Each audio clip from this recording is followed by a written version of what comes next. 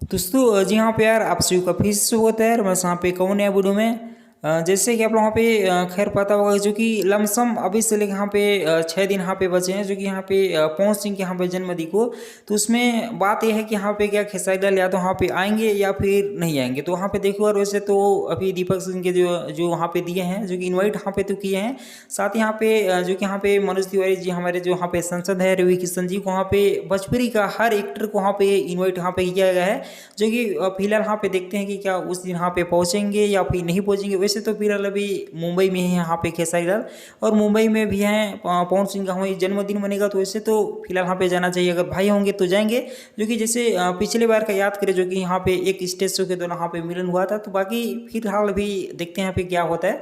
वैसे तो वहाँ पे जाना ही चाहिए जो कि एक भाई के नाते, तो फिर वैसे बड़े भाई के नाते यहाँ पे खेसारी लाल यादव जी को वहाँ पे जाना चाहिए। बाकी देखते हैं यहाँ पे क्या होता है, फिर जाएंगे या फिर नहीं जाएंगे वो तो उसी दिन आप वहाँ पे साफ साफ वहाँ पे देखने को मिलेगा। तो बाकी अभी के लिए मैं कुछ इतनी आप वहाँ पे रखता हूँ, बाकी मैं मिलूंगा आप वहाँ से कौन वीडियो में।